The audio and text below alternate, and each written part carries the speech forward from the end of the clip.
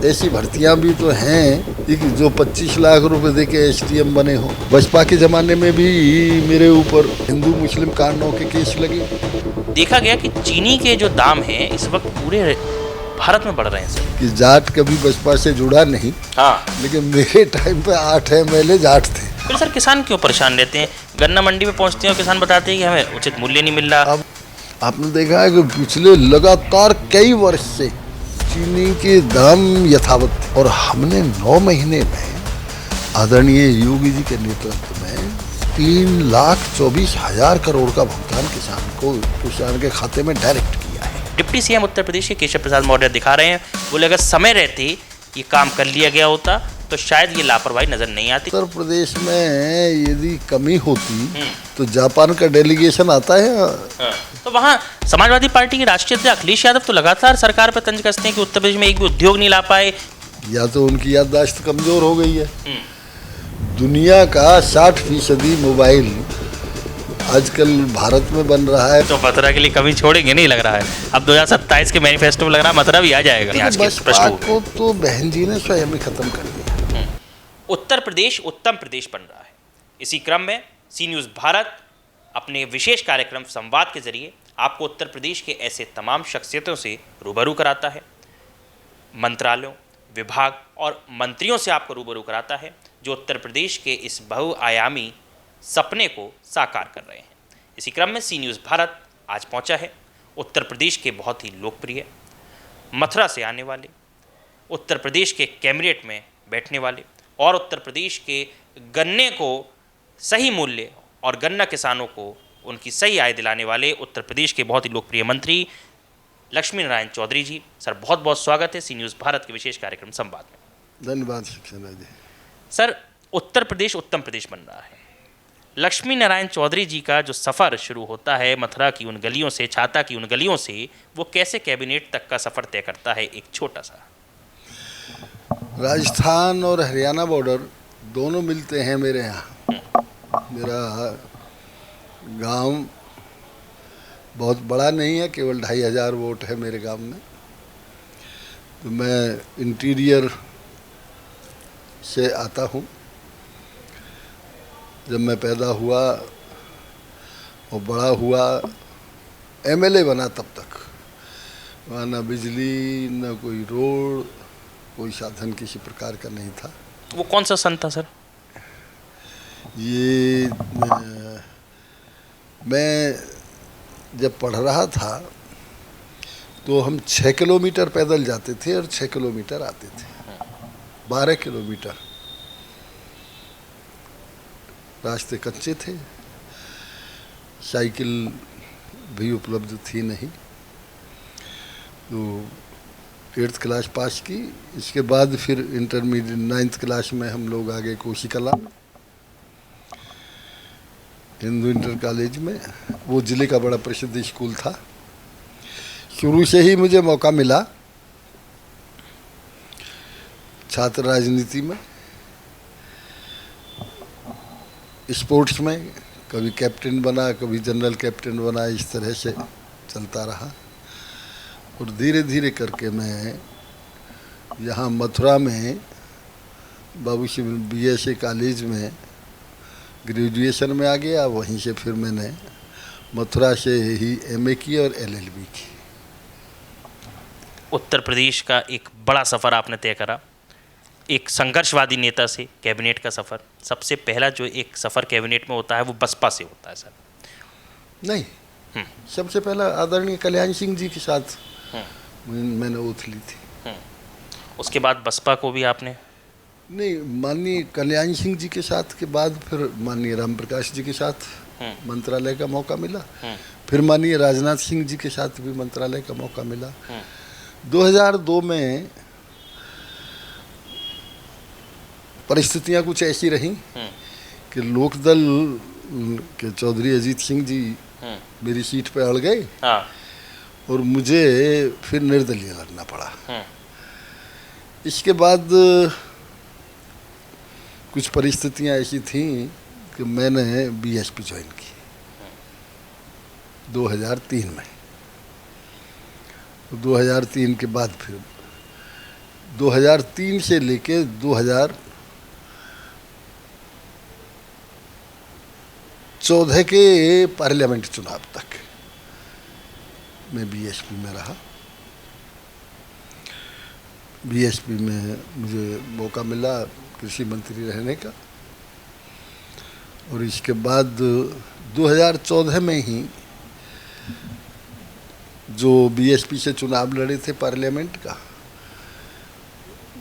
वो मायावती जी से बार बार कहने लगे कि साहब इन्होंने मेरी खिलाफत की है, मुझे हरवा दिया, ये बीजेपी के हैं, इस तरह से 2016 में उन्होंने मुझे पार्टी से निकाल दिया।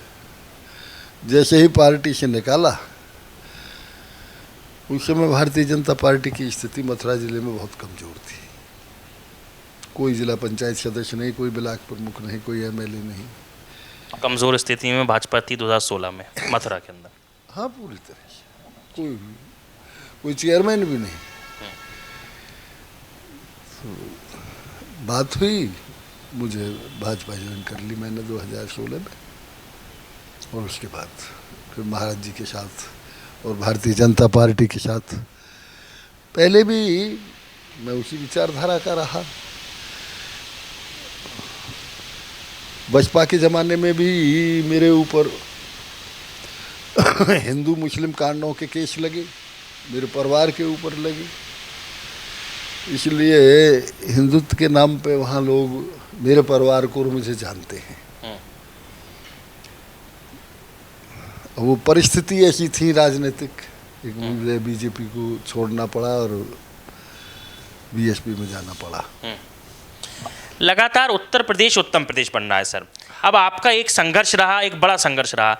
आज किस तरीके से देखते हैं, बसपा ने अभी एक ब्राह्मण समाज को अपने साथ जोड़ लिया, अन्य समाज को अपने संग जोड़ लिया, अभी जाट समाज को जोड़ना बाकी रह गया है बसपा के लिए, समाजवादी के लिए। अब आप तो जो कि बड़े नेता रहे, जाटलैंड के नेता रहे, और पश्चिम ब्रज से आप आते हैं, लेकिन पश्चिम के भी बड़े नेता आप हैं, और राजस्थान तक आपकी पूरी की पूरी एक धौंस है सर। तो किस तरीके से इस पूरे वातावरण को देखते हैं, और क्या लगता है भाजपा के लिए कितनी बड़ी एक कवायद हो चली है अब जाटों को अपनी ओर आकर्षित करना? देखिए, जाट सही बात ही है, राष्ट्रवादी कौम है, और राष्ट्रवादी कौम होने की वजह से मुझे तो खैर ये सौभाग्य रहा कि जाट कभी बसपा से जुड़ा नहीं। हाँ, लेकिन मेरे टाइम पे 8 एमएलए जाट थे। मैं ताज्जुब करता हूँ, क्योंकि बसपा में कभी जैसे अगर 5 लोग ऊपर बैठते भी सर, तो कभी जाट को नहीं देखा गया। मैंने कहा, हाँ, 8 एमएलए जाट पहली बार बसपा में हुए। हाँ, पहली और आखिरी बार जी, तो उसके बाद कभी नहीं हुए। तो सब लोगों के, मीडिया वालों का और सब बुजुर्गों का आशीर्वाद रहता है। तो जो हमारे मथुरा के अड़ोस पड़ोस में ज़िले हैं जी, चाहे वो हरियाणा हो, फरीदाबाद ज़िला हो, पलवल ज़िला हो, नूह ज़िला हो, चाहे भरतपुर ज़िला हो, चाहे अलवर हो, यूपी में चाहे आगरा हो, अलीगढ़ हो, मेरठ हो, ये यहाँ लोगों की सेवा मैंने की है, इसलिए वो मानते हैं। तो उस समय 8 एमएलए उसमें रहे। बाकी अब कभी मैं इस बारे में कोई बात नहीं कह सकता कि ब्राह्मण भी कभी कोई बीएसपी से जुड़ने की बात नहीं। वो एक रिजीम आया था, सतीश मिश्रा ने, जब बहन जी ने, नहीं सही बात यह है कि वो एक रिजीम आया था जब सर्वजातीय बीएसपी बन गई थी, और इसीलिए बीएसपी बहुमत में आई। अब वो उसके बाद में जो बगैर बात के हम जैसे आदमियों को पार्टी से निकालना शुरू कर दिया। दद्दू प्रसाद जी, इंद्रजीत सरोज जी, ऐसे सब लोगों को पार्टी से निकालना शुरू कर दिया। तो जो मौजूद, अब पासी उस समय पूरी तरह से बीएसपी में था, और इंद्रजीत सरोज के हटने से पासी चला गया, और लोग जो थे दद्दू प्रसाद जी के हटने से उनके, तो इस बड़ा नुकसान शायद बसपा को देखने को मिला। यही एक नतीजा रहा कि 2019 में बसपा कहीं नज़र नहीं आ पाई। ये एक बड़ा फैक्टर रहा। सर, आप उत्तर प्रदेश की बात करें तो आपके पास एक महत्वपूर्ण विभाग है गन्ने का। सर, देखा गया कि चीनी के जो दाम हैं इस वक्त पूरे भारत में बढ़ रहे हैं सर, लगातार चीनी के दाम बढ़ रहे हैं, उत्तर प्रदेश में भी चीनी के दाम लगातार बढ़ रहे हैं सर, क्या आखिरकार कमी आ रही है, क्या मंत्रालय काम नहीं कर पा रहा, क्या दिक्कतें आ रही हैं, कहाँ समस्या आ रही है सर? नहीं, कोई दिक्कत नहीं। जी। देखिए, ये भाव इंटरनेशनल मार्केट के ऊपर भी होते हैं और चीनी के दाम बहुत लंबे समय के बाद बढ़े। आपने देखा है कि पिछले लगातार कई वर्ष से चीनी के दाम यथावत थे, लेकिन फिर भी गन्ने के दाम बढ़ते रहे। अब चूँकि इस समय ये जो कई जगह वार पोजीशन है, उसमें आवागमन ज़्यादातर बंद हैं, इधर से उधर से, इसलिए चीनी के भाव बढ़े।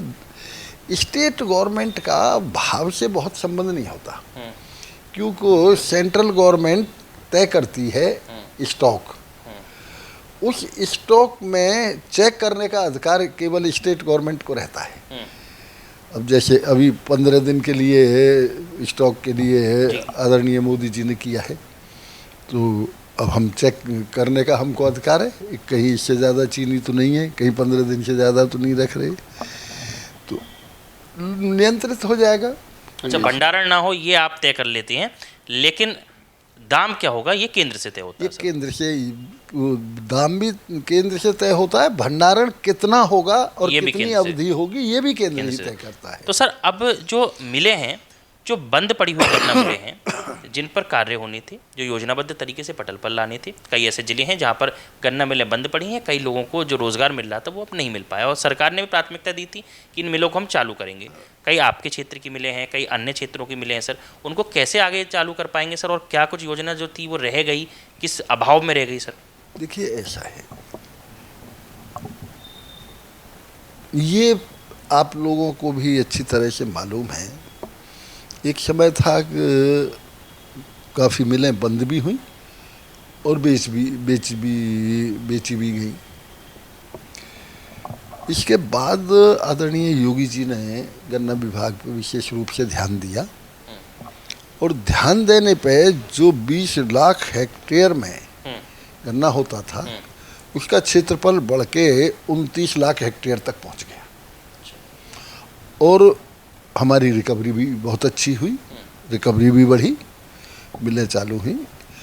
कई मिल नई लगी, बछरावा वगैरह नई मिल हमारी लगी, कई मिलों की क्षमता वृद्धि हुई। बागपत की मिल की फिर क्षमता वृद्धि करने जा रहे हैं हम, बागपत मिल की क्षमता वृद्धि हुई थी, कई मिलों की, एक की नहीं कई की। अब फिलहाल फिर इस पे हमारी वो प्रैक्टिस चल रही है, हम और मिलें भी जो बंद हैं उनको भी चालू करने के लिए, और कुछ मिल ऐसी हैं जिनकी क्षमता वृद्धि के लिए अभी प्रस्ताव विचाराधीन है, कैबिनेट में आने वाले हैं, इसी अगली कैबिनेट में आने वाले हैं। तो निश्चित रूप से चूँकि क्षेत्रफल भी बढ़ा, हमारी पैदावार भी बढ़ी, हम लगातार नंबर 1 पे हैं, चीनी उत्पादन में भी, गन्ना उत्पादन में भी, और इसमें पूरा किसानों का योगदान है। लेकिन आदरणीय योगी जी ने ऐसी व्यवस्था उनके निर्देशन में हमने बनाई, किसानों का समय पे पेमेंट और अच्छा भाव, समय पे पेमेंट भी और अच्छा भाव, ये दोनों होने की वजह से दूसरा नंबर ये है कि पहले एक माफिया गिरदी थी गन्ना विभाग में, वो माफिया गिरदी अब। अच्छा, ये मानते हैं पहले माफिया लोग हावी हुआ करते थे? हाँ, हावी होते थे, इसमें कोई संदेह नहीं है, माफिया लोग हावी हुआ करते थे। अब नहीं है सर माफिया हावी? ना, एक भी नहीं। इसलिए नहीं है, मोबाइल पे शाम को आता है कि कल आपका इतना गन्ना तुलेगा, इतना पेमेंट आपका फला डेट में होगा। फिर सर किसान क्यों परेशान रहते हैं? गन्ना मंडी में पहुंचते हैं और किसान बताते हैं कि हमें उचित मूल्य नहीं मिल रहा, जो वहाँ बिचौलिए बैठे हुए हैं वो गलत वो कर देते हैं, गलत तरीके से मैसेज आ रहे हैं, लेकिन उतना भुगतान नहीं हो पा रहा। सर ऐसा आरोप क्यों लगा देते हैं? कोई बिचौलिया, कोई गन्ना है में बिचौलिया का तो प्रश्न ही नहीं है। हमने 2 चीज़ कंट्रोल की है, एक तो माफियागिर्दी समाप्त की है, एक हमने घटतौली पूर्णतया समाप्त की है, पूर्णतया। जो पहले घटतौली हुआ करती थी 2-2, 3-3 कुंटल एक उसमें ट्रॉला में कम कर देते थे, और वो जो बेईमानी और घपलेबाजी थी वो हमने पूरी तरह समाप्त कर दी। अब कोई घटतौली नहीं है और कोई माफियागिर्दी नहीं है इनको। लेकिन ये और पेमेंट की स्थिति 3-3 साल में नहीं हुआ करते, पेमेंट नहीं होता था। आप यदि देखेंगे तो 15 सालों में हमारे जो पूर्व सरकारें रही हैं उन 15 सालों में 2003 से लेकर 2017 तक 1,47,000 करोड़ रुपए का भुगतान किसान का हुआ। और हमने 9 महीने में आदरणीय योगी जी के नेतृत्व में 3,24,000 करोड़ का भुगतान किसान के खाते में डायरेक्ट किया है। इतना बड़ा अंतर सर आ रहा है, उसके बावजूद लोगों को समझ में नहीं आ रहा। दुगने से ज़्यादा। और इसीलिए मैं दावे के साथ कह सकता हूँ योगी जी के नेतृत्व में एक भी किसानों के गन्ने का आंदोलन नहीं हुआ। वैसे किसान मंडी में आखिरकार आंदोलन क्यों करते हैं? राजनीति, मंडी अलग चीज है।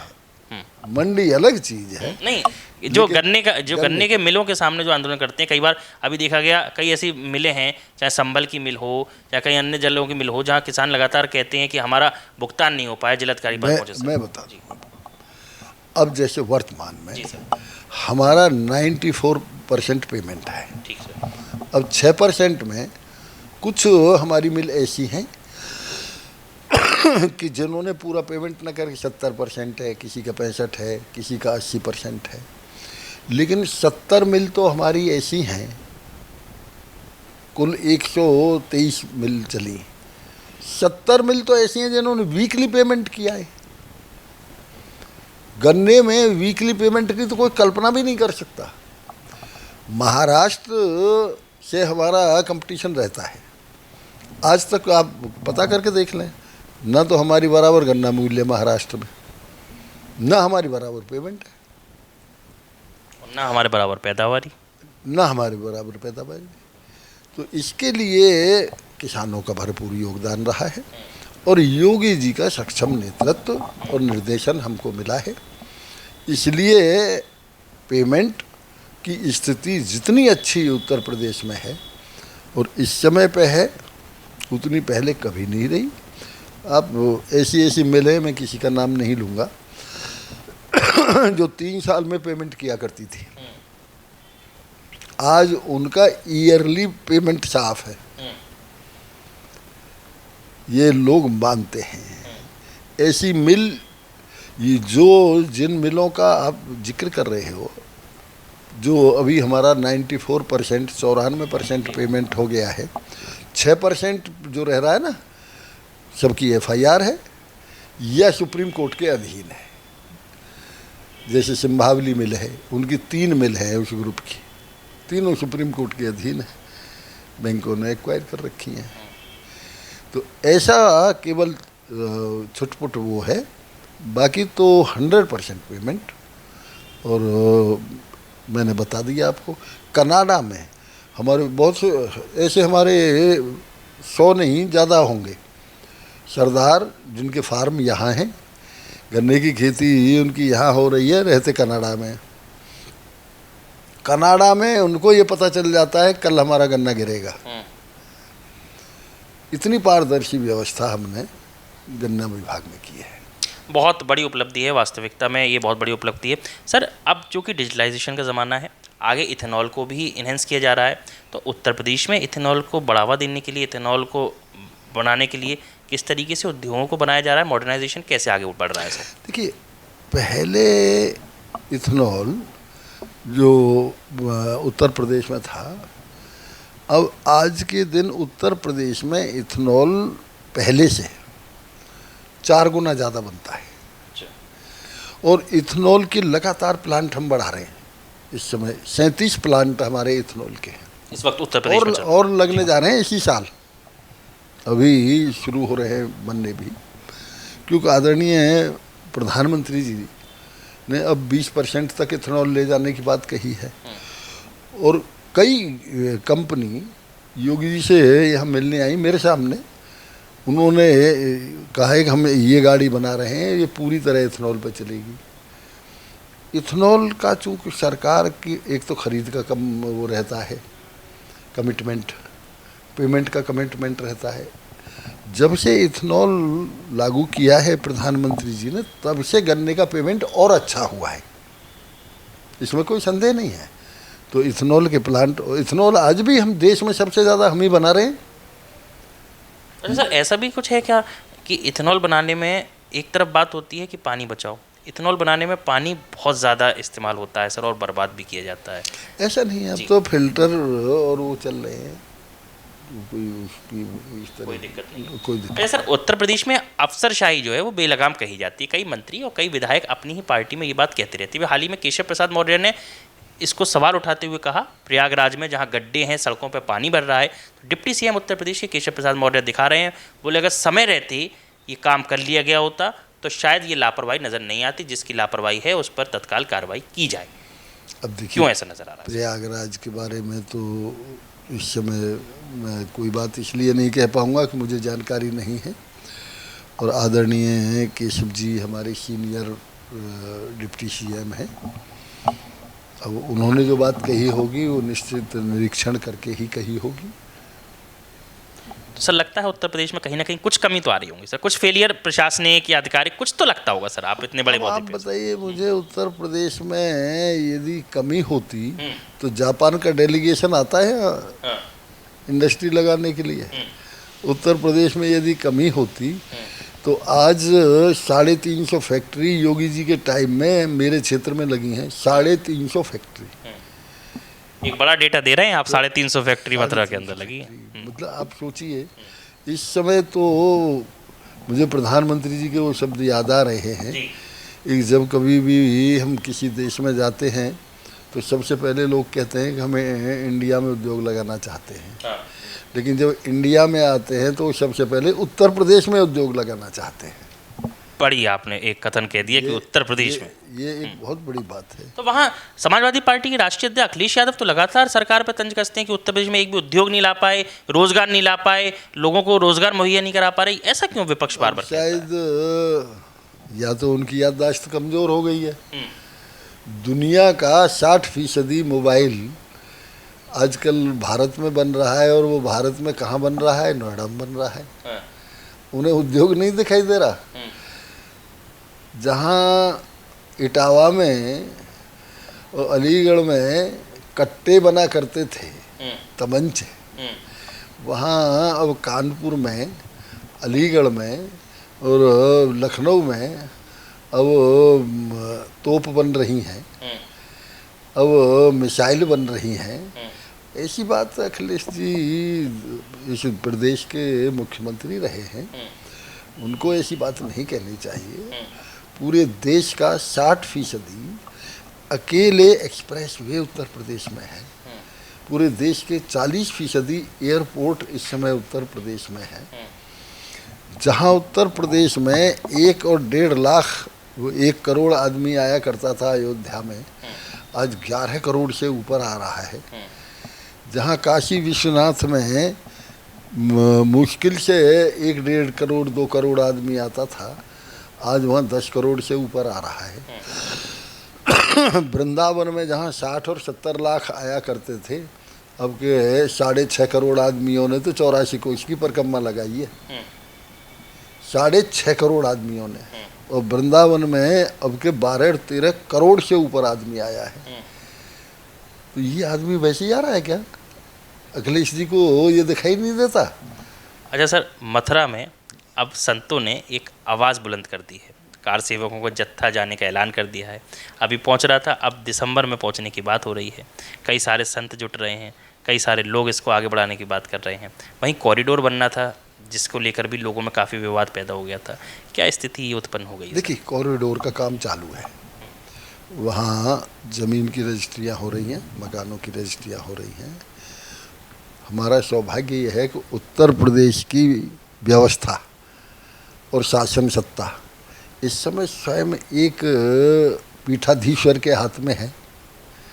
उनसे ज़्यादा धार्मिक कौन हो सकता है? तो ये जो मांग उठ रही है रामकृष्ण भूमि की। अब मैंने आपको नटशेल में एक ही जवाब दे दिया। वो देश के सबसे बड़े पीठाधीश्वर हैं। 550 उनके अंदर में 550 मठ हैं।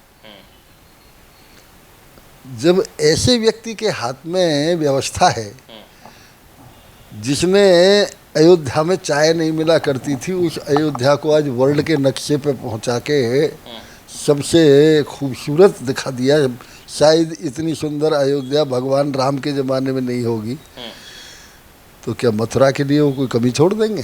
तो मथुरा के लिए कमी छोड़ेंगे नहीं लग रहा है। अब 2027 के मैनिफेस्टो में लग रहा है मथुरा भी आ जाएगा। अब मैनिफेस्टो की बात मैं नहीं कर सकता, ये तो पार्टी का काम है, हाई कमान का काम है। लेकिन मैं ये कह सकता हूँ, एक एक संत के हाथ में सत्ता है, और निश्चित रूप से उनकी श्रद्धा जितनी अयोध्या में, जितनी काशी में, उतनी ही श्रद्धा, उससे ज़्यादा श्रद्धा उनकी भगवान कृष्ण और राधा रानी में है और ब्रजभूमि में है। सर, आप उत्तर प्रदेश के ऐसे मंत्रियों में शुमार हैं जो धरातल पर कार्य करते हैं, जिनसे मिलना आसान है, कार्य कराना आसान है और धरातल पर पहुंचना आसान है। लेकिन उत्तर प्रदेश में कई ऐसे मंत्री भी हैं जो लगातार कार्य नहीं कर पाते, जिनसे मिलना बड़ा मुश्किल हो जाता है। ऐसा ही एक विभाग है उत्तर प्रदेश में, शिक्षा विभाग, बेसिक शिक्षा विभाग। सर, संदीप सिंह जी मंत्री हैं, आपके यहाँ के प्रभारी भी हैं। सर, कई बार कोशिश की जाती है पत्रकारों की कि उनसे सवाल पूछ सकें, उनसे जवाब ले सकें, लेकिन वो जवाब नहीं देते। अब विपक्ष ये आरोप भी लगा रहा है और मुद्दा भी उठा रहा है कि बेसिक शिक्षा का हाल बहुत ही बदहाल है। तो क्या लगता है उत्तर प्रदेश के 2027 चुनाव में ये एक बड़ा मुद्दा बनकर उभरेगा, निकलेगा? क्या राजनीति में अभी आज के ज़माने में धरातल की कमी नज़र आती है? सर भाई संदीप जी, तो मैं तो की तो रगों में राजनीति है। उनके बारे में इस तरह कहना मेरी समझ से बाहर है। जिनके पिताजी कैबिनेट में मंत्री रहे हैं, जिनके बाबा को पूरा देश नहीं लगभग विश्व जानता है, तो उनके बारे में इस तरह के विचार तो मेरे विचार से ठीक नहीं है। हाँ, कहीं किसी तरह की कोई कमी होगी तो निश्चित रूप से सुधार भी करेंगे वो। विपक्ष लगातार कह रहा था, जैन अल्फा सड़क पर उतर आया है कि शिक्षा की जो है वो कई सारी कमियां नज़र आ रही हैं शिक्षा विभाग में। अब वो देखिए, वो तो स्वयं बहुत क्वालिफाइड है, विदेश में पढ़ा हुआ है, तो निश्चित रूप से संदीप जी बहुत योग्य हैं, इसमें कोई संदेह नहीं है। अब बाई चांस ऐसा हो सकता है किसी मीडिया वाले ने बात करी और कोई उनसे ऐसी बात निकल गई हो, इसलिए कोई नाराज हो गया हो। बाकी तो क्वालिफाइड हैं और बड़े सक्षम मंत्री हैं। खैर, उत्तर प्रदेश अब उत्तम प्रदेश बन रहा है और सवालों के क्रम में अब आखिरी के कुछ सवाल लेना चाहूँगा। सर, उत्तर प्रदेश में सबसे बड़ा चैलेंज क्या नज़र आता है आपको आज? देखिए, हाँ, एक बहुत बड़े चैलेंज 2-3 हैं। जैसे उदाहरण के तौर पर हमारे उत्तर प्रदेश का क्षेत्रफल 51,000 किलोमीटर है। जी। तमिलनाडु का क्षेत्रफल 1,31,000 वर्ग किलोमीटर है। वहाँ की जनसंख्या 7 करोड़, हमारी जनसंख्या 4 गुनी। तो किस तरह से स्वस्थ रहे प्रदेश, प्रदूषण रहित हो। दूसरा नंबर यह है कि हमारी जनसंख्या विश्व के केवल 2 देशों के से ही तो कम है। बाकी ये हमारा तो उत्तर प्रदेश और उत्तम प्रदेश, मैं कह रहा हूँ उत्तम देश कहें तो कोई ताज्जुब नहीं है। तो इसलिए आदरणीय मुख्यमंत्री जी लगातार उद्योग लगाने की बात कर रहे हैं, खेती में प्रोग्रेस की बात कर रहे हैं, और सामूहिक जो अनेक योजनाएं हैं उनके बारे में मुख्यमंत्री जी लगातार प्रयास कर रहे हैं। तो ज़्यादातर एक तो प्रदूषण, इसमें मुख्यमंत्री जी का बहुत ध्यान है। स्वास्थ्य के बारे में आपको पता है, हजारों बच्चे मर जाया करते उसमें पूरम में बीमारी हो जाया करती थी। अब एक भी बच्चे की इस तरह की घटना नहीं होती। तो इस पर बहुत। दूसरे नंबर, खेल को बहुत बढ़ावा दे रहे हैं। अनेक खिलाड़ी, कोई डिप्टी एसपी है, कोई कुछ है, कोई कुछ है, इस तरह से उन्होंने बढ़ावा दिया है। तो ये स्वास्थ्य के बारे में भी वो विशेष ध्यान कर रहे हैं। स्टेडियम उन्होंने अनेक बनवाए हैं, जिलों में बनवाए हैं, विधानसभाओं में बनवाए हैं। और सबसे बड़ी बात यह है कि ये इससे बहुत बड़ा रोजगार मिला है टूरिज्म से। टूरिज्म की जितनी प्रोग्रेस उत्तर प्रदेश में है, मैं ये कहता हूँ जहाँ सुख और सुविधा और सुरक्षा, ये दो चीज़ मिलेंगी किसी भी व्यक्ति को, वो वहीं जाता है। आज आप देखेंगे, मेरा गांव बरसाना के बिल्कुल एकदम जड़ में है। वहाँ चाय की एक दुकान हुआ करती थी। मैं अब के गया, कम से कम 250 आदमी तो मध्य प्रदेश का वहाँ वो बेच रहा है, चाट पकौड़े को। मतलब इस समय इतना टूरिज्म जो उत्तर प्रदेश में आ रहा है, 67 करोड़ आदमी महाकुंभ में आया। आंकड़े आए एक प्रयागराज की, उससे 5,000 करोड़ रुपए की आमदनी हुई। तो इतना ही जो सब कुछ हो रहा है। हमारी धर्मशाला नहीं थी बरसाने में, आज मैं 3 स्टार होटल बन रहे हैं, लोग बाहर से आ रहे हैं। तो इस टूरिज्म से भी बहुत बड़ा रोजगार मिला है, बड़ा रोजगार मिला। और उद्योग जो आए हैं, इसमें योगी जी का सबसे बड़ा जो योगदान है, सुख सुविधा और साधन उपलब्ध कराना और सुरक्षा, ये एक बहुत, इसी से उत्तर प्रदेश उत्तम प्रदेश बना है। सर, सुरक्षा को लेकर लगातार समाजवादी पार्टी सक्रिय रहती है और ये मुद्दे उठाती रहती है। रोज एक ट्वीट करते हैं, रोज एक पोस्ट डालते हैं, दिखाते हैं कि उत्तर प्रदेश में किस तरीके से सुरक्षा पर सेंध लग रही है। कहीं पर किसी के संग अत्याचार हो रहा है। अभी हाल ही में देखा गया, कई नेताओं ने कहा कि जाति देखकर भेदभाव हो रहा है उत्तर प्रदेश में। देखिए, मुझे बहुत ताज्जुब होता है। आप पंचम तल को देख लें, उसमें मुख्यमंत्री जी की जाति के कितने लोग हैं। अब योगी जी से कोई ईमानदारी के बारे में योगी जी की तुलना कोई कर नहीं सकता, चरित्र के मामले में कोई तुलना कर नहीं सकता। उनके एक काम के बारे में ये कहा जा सकता है कि शायद यदि सन 47 से लेके और 2017 तक सारे चीफ मिनिस्टरों को मिला के जितना दौरा किया होगा, उतने योगी जी ने अकेले ने 9 साल में कर दिया होगा, उससे ज़्यादा। तो अब कहीं ना कहीं कुछ ना कुछ तो विपक्ष को चाहिए कहने को। भाई, अपराध कब नहीं हुए? हिरण्यकश्यप ने ये कह दिया, जो भगवान का भजन करेगा उसका सिर कत्ल कर देंगे। अपराध तो जब भी थे। सीता जी का अपहरण हुआ, अपराध तब भी थे। द्वापर में महाभारत हो गया।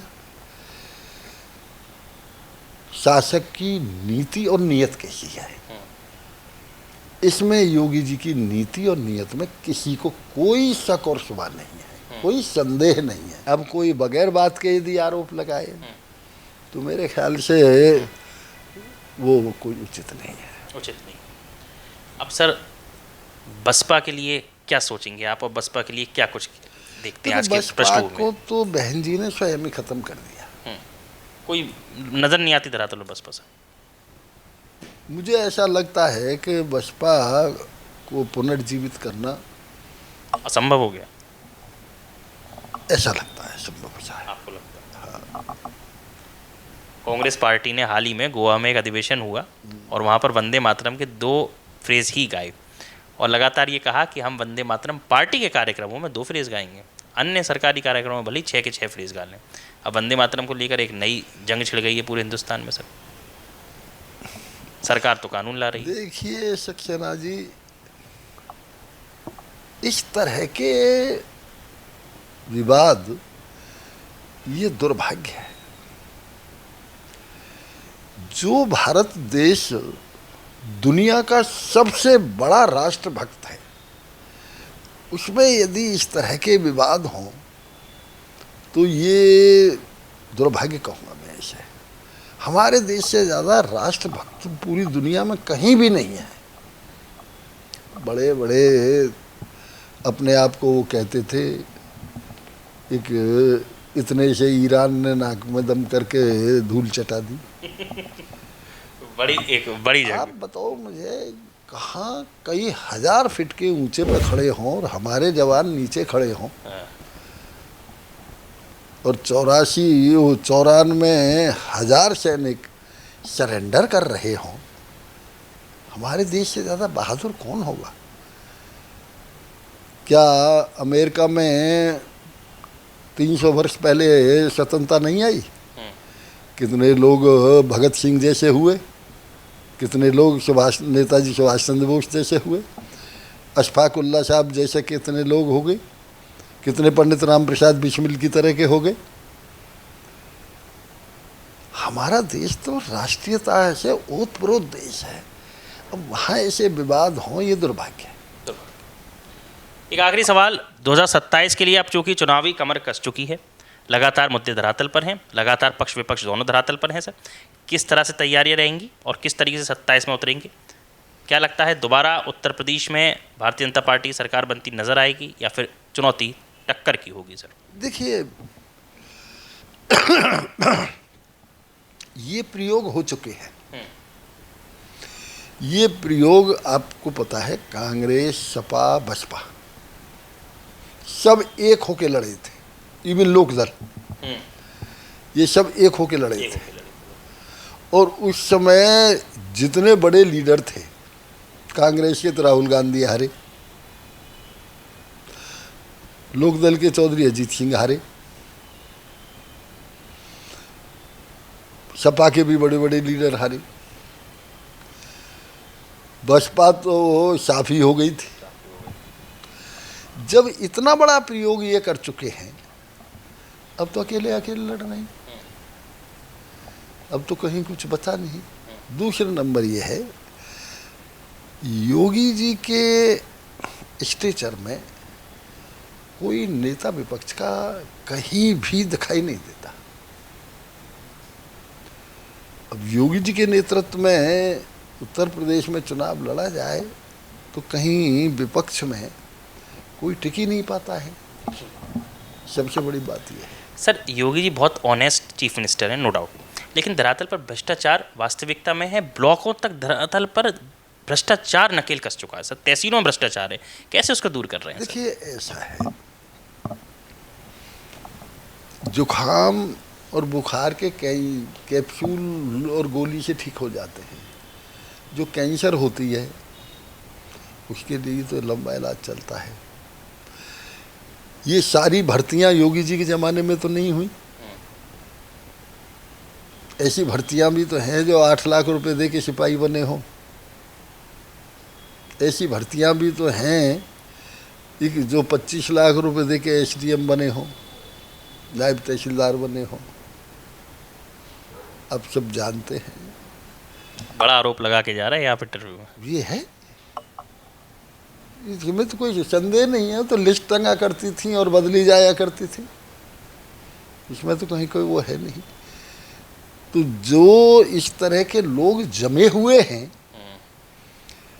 अब उनकी ये आदतें, एक कहावत है गाँव में, सूखो काठ कपूत नर, टूट जाए पर ना नवे। तो जो लोग ऐसे हैं पक गए हैं जी, वो यदि भ्रष्टाचार में पकड़े जाएं तो जेल तो चले जाते हैं, पर भ्रष्टाचार छोड़ना उनका बड़ा मुश्किल होता है। छोड़ नहीं पाते भ्रष्टाचार, जेल हो जाते हैं ऐसे लोग। बाकी तो मैं ये कह सकता हूँ, अब जैसे उदाहरण के तौर पे इस समय 9 लाख से ऊपर भर्ती हुई है योगी जी के टाइम में। आदरणीय मुख्यमंत्री जी विधानसभा में भी कहते हैं दावे के साथ, कोई ये नहीं कह सकता कि चाय किसी की पी गई हो। तो अब वो लोग ईमानदारी से काम करेंगे क्योंकि उन्हें भ्रष्टाचार से तो भर्ती हुए नहीं है। तो इसलिए अभी जो बाकी है उसे भी धीरे धीरे योगी जी ने साफ बहुत किया है और आगे और कर रहे हैं। बहुत बहुत शुक्रिया सर, सी न्यूज़ भारत को अपना समय देने के लिए। आप थे हमारे साथ उत्तर प्रदेश के कैबिनेट मंत्री लक्ष्मी नारायण चौधरी जी, जो बता रहे थे उत्तर प्रदेश किस तरह उत्तम प्रदेश बन रहा है और कैसे योगी सरकार लगातार धरातल पर कार्य कर रही है और 27 के लिए कैसे भाजपा ने अपनी कमर कस ली है। सी न्यूज़ भारत के विशेष कार्यक्रम संवाद पे इतना ही। कैमरामैन दीपक के साथ ऋषभ सक्सेना, सी न्यूज़ भारत, लखनऊ।